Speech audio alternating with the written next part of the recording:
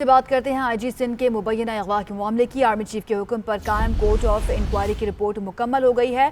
उसमें लिखा गया है कि अफसरान ने अवामी दबाव से निपटने के लिए ज़ाती तौर पर यह फैसला किया। सिफारिशात की रोशनी में रेंजर्स और ISI अफसरों को ओहदे से हटा दिया गया है। रेंजर्स और ISI के मुताल्लिक़ अफसरों ने मज़ार क़ायद वाक़े पर पुलिस के सुस्त रद्द अमल पर एक्शन किया। अफसरों के एक्शन से दो इदारों के दरमियान गलत फहमियाँ पैदा हुई। ISPR ने यह भी बताया कि मुताल्लिका अफसर तजुर्बेकार हैं और बेहतर रद्द अमल ज़ाहिर कर सकते थे। अफसरान के खिलाफ मज़ीद इंक्वायरी GHQ में की जाएगी। तो बड़ी पेशरफ से मुतल्लिक आपको आगाह कर रहे हैं कि आईजी सिंध के मुबैना अगवा पर आर्मी चीफ के हुक्म पर कायम कोर्ट ऑफ इंक्वायरी की रिपोर्ट अब मुकम्मल कर ली गई। एजाज अहमद हमारे साथ लाइन पर मौजूद है, डिप्टी ब्यूरो चीफ इस्लामाबाद। उनसे एक मरतबा फिर से बात करते हैं। एजाज, इस रिपोर्ट में और क्या सिफारिशात जो हैं वो दी गई हैं, इनके खिलाफ और क्या कार्रवाई हो सकती है?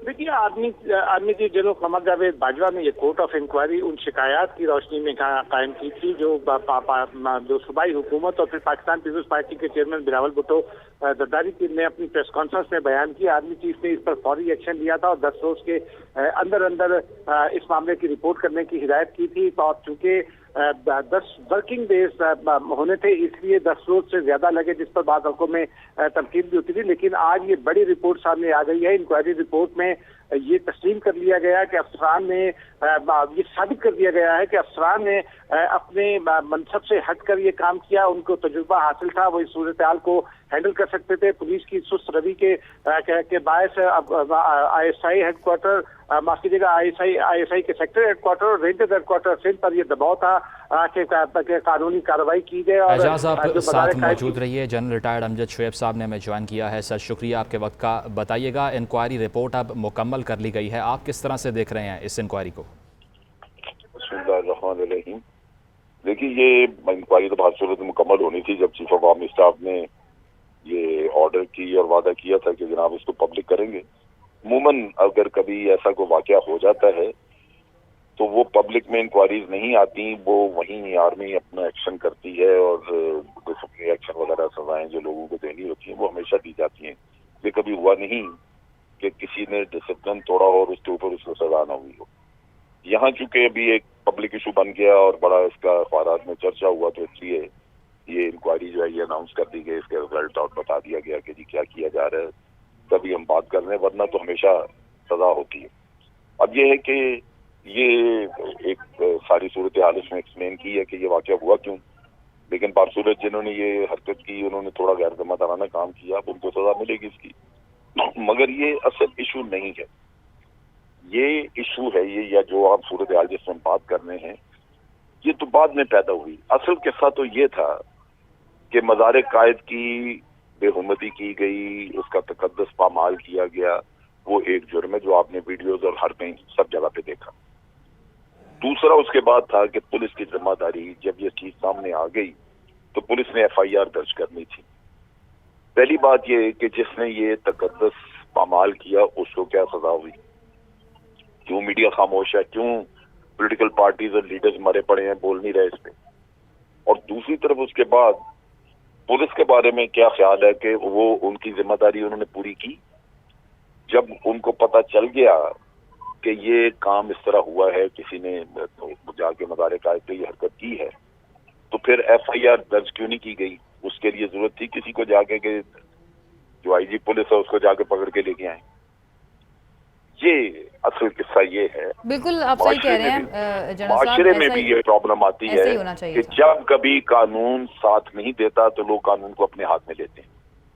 जब माशरे में आप देखते हैं ना कि किसी ने किसी को मार दिया, कत्ल कर दिया, तो वो ये कहता है कि जनाब मैं तो जाके पुलिस को कहता रहा, मेरी तो FIR कोई नहीं दर्ज कर रहा था। नतीजा ये कि मैंने, और आप देखिए एक लड़की भावलपुर में उसने खुदकुशी कर दी क्योंकि उसका बाप मारा मारा फिरता रहा, लड़की के साथ जाती हुई, FIR नहीं दर्ज हुई। जब नहीं दर्ज हुई तो बच्ची ने कहा कि मैं अपने बाप की प्रॉब्लम नहीं देख सकती, इसने खुदकुशी कर दी। सबको पता है इस वाकये का। इसके बारे में कौन करेगा कुछ? जब आप असल जड़ की तरफ नहीं जाएंगे, वो चीजें ठीक नहीं करेंगे, तो माशरा भी ठीक नहीं होगा। अब ये सारे जो IG साहब वहां पे बैठे हुए हैं जिनकी वजह से ड्रामा हुआ सारा, उनका किस्सा ये है कि वो चहेते हैं वहां पे जरदारी साहब के, क्योंकि उनके तमाम जराइम पे पर्दापोशी ये करते हैं। लेकिन इनके बारे में जनरल सुप्रीम कोर्ट ने साहब कहा। इस रिपोर्ट में ये बताया गया है कि ये जो हुआ, ये आईजी साहब के साथ भी जो हुआ, ये इंतहाई नामुनासिब था, नहीं होना चाहिए था। इस तरह इस सूरत हाल को बेहतर तरीके से हैंडल किया जा सकता था, ये तो इस रिपोर्ट में भी लिखा है। नहीं तो वो तो उसका एक्शन हो गया ना, लिखा ही तो क्या करें हम, लिखे पे तो उसको सजा हो जाएगी। उनको पहले तो हटा दिया, अब जाएंगे सजा हो जाएगी, वहां पे जीएचक्यू उनको अटैच कर दिया गया है, उनको सजा हो जाएगी। लेकिन ये सारा हुआ क्यों? इसलिए कि आईजी जो है वो एफआईआर दर्ज करने को तैयार नहीं था। जब एक शख्स एफआईआर दर्ज करने को तैयार नहीं, जुर्म हुआ है, सामने नजर आ रहा है, तो फिर किसी को उसके साथ हाथापाई करनी पड़ी या ज्यादती करनी पड़ी। बिल्कुल। अच्छा जनरल साहब, आप खुद ही ये बात कर रहे थे शुरू में कि इस तरह की अमूमन इंक्वायरी की रिपोर्ट्स जो हैं वो सामने नहीं आती है, इन पर बात नहीं की जाती है, लेकिन ये अब सामने आई है, एसपीआर इसको लेकर आया और इस पर हम बात भी कर रहे हैं। आपको क्या लगता है कितनी इंपॉर्टेंस है और इसकी ज़रूरत क्यों पेश आई कि इस तरह से सामने लेकर आया जाता है? क्योंकि मामले को पॉलिटिसाइज कर दिया गया था, इसलिए पॉलिटिसाइज कर दिया गया, असल जुर्म से तवज्जो हटा दी गई। आप ये देखिए कि कितना शर्मनाक बयान था बिलावल का, जो उसने कहा कि मेरा मेहमान था, मैं मुंह दिखाने के काबिल नहीं रहा। उस शख्स को कोई पूछता कि तेरे मेहमान की कदर ज्यादा थी, तेरे मेहमान का तकद्दुस ज्यादा था या कायदे आजम का तकद्दुस ज्यादा था? तुझे तो उस दिन जाके शर्म से मुंह नहीं दिखाना चाहिए था जिस दिन हमारे कायद थे, तेरे मेहमान ने जाके ये हरकत की। तुझे कौन से माफी मांगनी चाहिए थी कि जी मैंने मेहमान बुलाया था, लेकिन वो इतना घटिया निकला कि उसने जाके ये हरकतें की। तो अमजद साहब, ये भी कहा जा रहा था कि चाहिए, उनको तो आती नहीं है। जिनको डूब मरना चाहिए वो नहीं मरते, वो ये हरकतें करके तो खुश हैं, वो ठीक हैं, और वो गिला शिकवा दूसरों से कर रहे हैं कि जनाब ये क्यों किया। अमजद साहब, इस रिपोर्ट में भी कहा गया है कि इस तमाम तर वाक़े के बाद जो दो इदारे हैं उनमें गलतफहमियां पैदा हो गई, पुलिस का इदारा है और फौज का इदारा। आपको लगता है कि अब सेटल डाउन हो जाएगा मामला पुलिस की जानिब से भी? हो ही जाएगा, लेकिन इसमें पुलिस की पकड़ होनी चाहिए कि उन्होंने एफआईआर क्यों नहीं दर्ज की। ये तो मेरे नुक्ता निगाह से मामला तब सेटल होगा। ये तो यकतरफा हुआ ना कि एक साइड के खिलाफ एक्शन हो गया, अब दूसरी साइड को पकड़ना चाहिए कि जनाब वो एफआईआर क्यों नहीं दर्ज कर रहे थे, क्या मसला था, क्या जुर्म हुआ नहीं था? अगर जुर्म हुआ है जो नजर आया आपको, मुझे सबने दुनिया ने देखा, तो फिर इसका मतलब यह है कि एफआईआर दर्ज ना करना पुलिस की अपनी एक कोताही है बहुत बड़ी। क्या वो शहरियों को ये बिल्कुल इसी तरह है जैसे आप देखिए कि लाहौर मॉडल टाउन में 14 लोग सबकी आंखों के सामने मार दिए और मौलाना तारिल कादरी को 76 दिन का धरना करना पड़ा एक एफआईआर दर्ज कराने के लिए। और फिर कहते हैं कि जी धरने करा दिए किसी ने और फौज ने गिरफ्तार। वो भाई तुम्हें किसी ने कहा था कि तुम उसकी एफआईआर न दर्ज होने दो?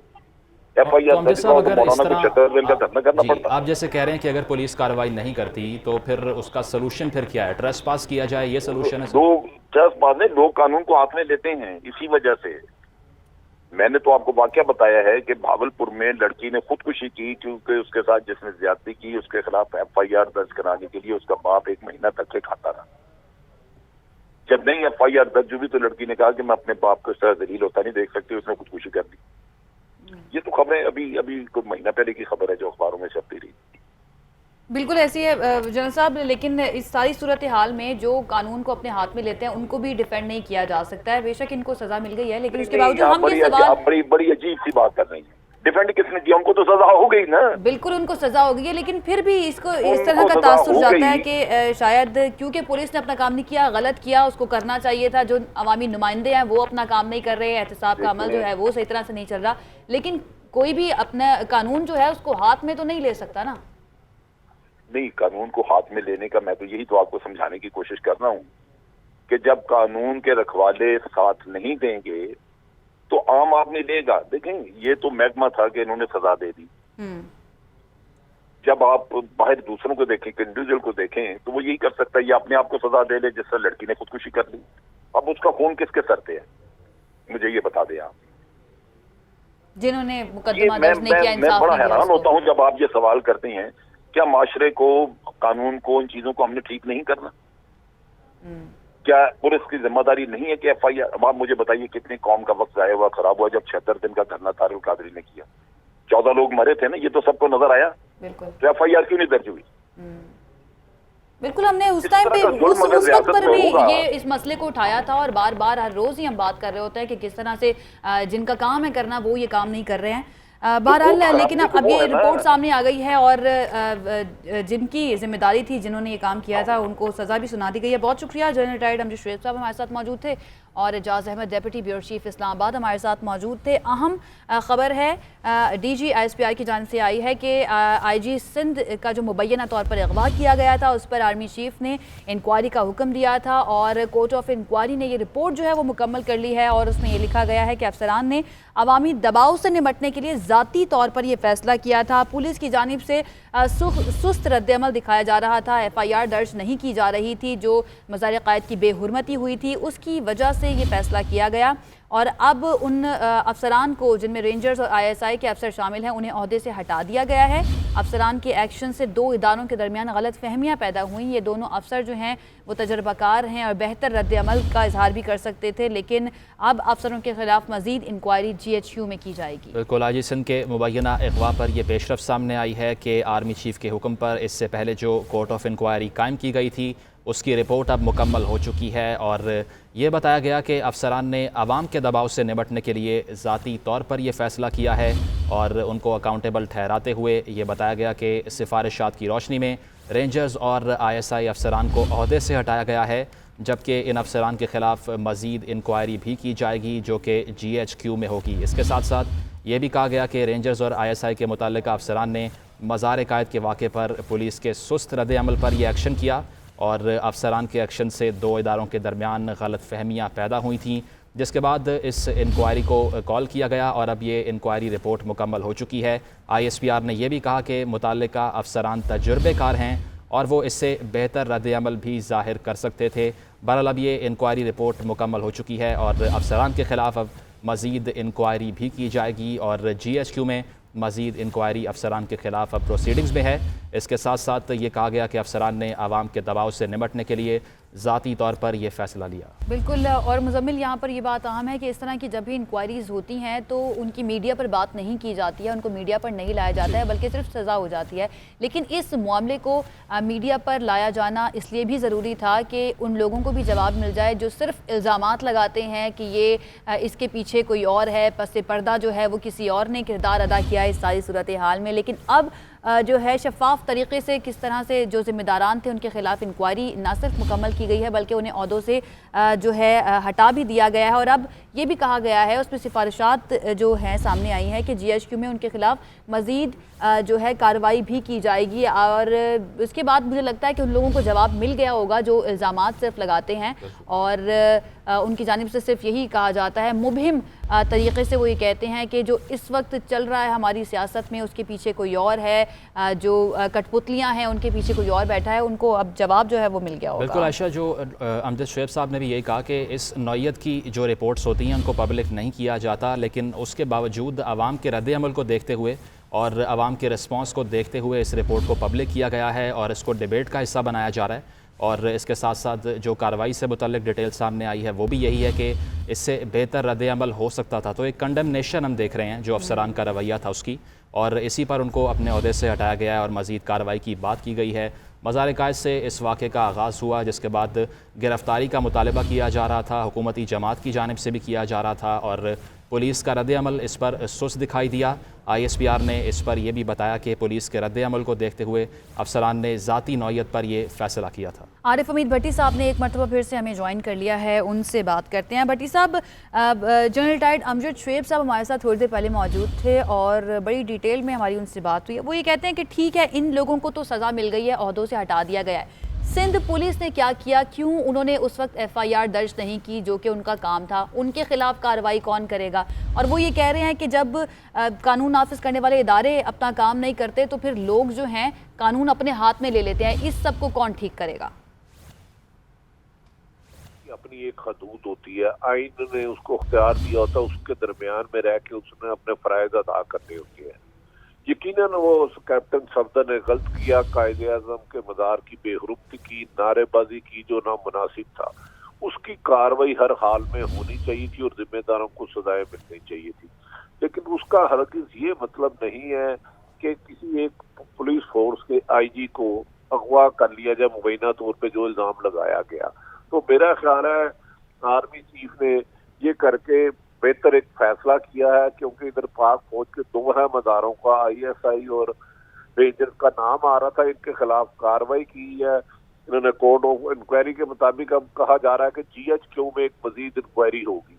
हाँ, जनरल शुएब साहब की ये बात ठीक है कि पीपल्स पार्टी किस मुंह से अब बात करेगी कि मज़ार कायद का अगर वो पर्चा हाथ करती है, इसका मतलब है कि मज़ार कायद की बेहुरमती करना कोई क्राइम नहीं है, कोई जुर्म नहीं है, जिसको वो कह रहे थे DC से इजाजत लेनी चाहिए थी। अगर वो पर्चा हाथ करते हैं तो उन अफसरान के खिलाफ भी कार्रवाई होनी चाहिए कि उन्होंने एक, जिसे पूरी दुनिया ने देखा कि एक मज़ार पर बेहुरमती की गई, अगर वो मुकदमा झूठा था तो झूठा क्यों दर्ज हुआ, अगर खारिज क्यों किया गया, वो नारे लगाते हुए पूरी कौम ने देखा। देखें, दूसरा जो उन्होंने IS की तरफ प्रेस रिलीज आई है कि अवामी दबाव था, मेरा ख्याल है अवामी दबाव नहीं था। हर चीज अगर PTI के चंद लोग थाने में जाके एहतजाज करते हैं, वो तो उनकी राइवल जमात है तो उसके खिलाफ कर रहे हैं, लेकिन बहरहाल कायदे आजम के मज़ार की जो बेहुरमती हुई है, इसके जिम्मेदारों को सजा ना देंगे तो सिंध हुकूमत ये भी ज्यादती करेगी। अगर फौज में डिसिप्लिनरी एक्शन हो के इतने बड़े उहदों के लेवलों को 2 अफसरों को तब्दील कर दिया गया है, तो मतलब है इस कौम मुल्क में कायदे आजम के मज़ार की कोई हैसियत नहीं। किसी सियासी लीडर को कुछ कहे तो वो माँ बहन की गुफ्तगू को शुरू कर देते हैं, जैसे अमीन गंडापुर और आबद शेरदिल ने खवातीन के बारे में नामुनासिब रिमार्क दी है। तो मेरा ख्याल है कानून सबके लिए एक जैसा होना चाहिए। भट्टी साहब, आपने प्रेशर से मुतल्लिक बात की, तो क्या लगता है कि हुकूमती जमात का भी प्रेशर था पुलिस के ऊपर उस वक्त, क्योंकि हलीम आदिल शेख साहब वहाँ पर गए और थाने में जाकर उन्होंने कहा कि FIR दर्ज नहीं करेंगे तो यहाँ से उठेंगे नहीं हम, तो क्या लगता है कि उनका रोल क्या रहा? देखिए, हुकूमत पे प्रेशर था। पहला क्राइम ये था कि कायदे आजम के बाजार में बेहुरमती हुई, ये क्राइम से इनकार कोई नहीं कर सकता। दूसरा ये है पर्चा नहीं दिया गया।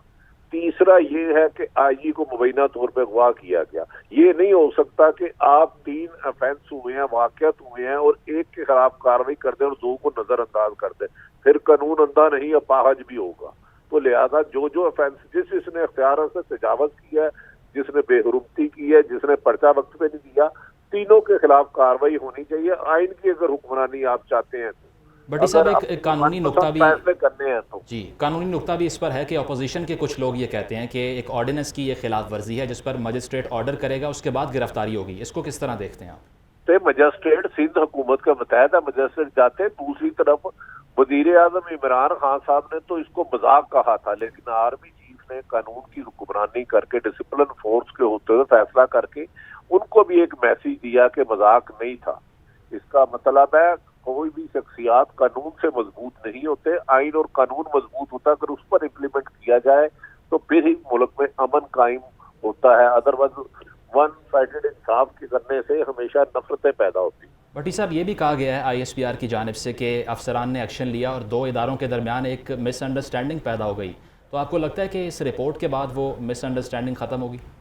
देखिए, इतने बड़े लेवल पे कार्रवाई होना आज तक नहीं हुआ। आपको याद होगा कि लाहौर में सानिया मॉडलटन हुआ और इतने लोगों को मार दिया गया, तो किसी के खिलाफ कोई कार्रवाई नहीं हुई, तमाम अफसर मौजे कर रहे हैं। तो आर्मी के एक डिसिप्लिन फोर्स होने की वजह से फौरी तौर पर कार्रवाई हुआ। अगर ये देखे ना, जैसे असल फैंस तो मेरी नजर में ये है कि कैप्टन सफदर ने मदारे कैद पर क्या किया, उसका किसको क्या सजा मिली।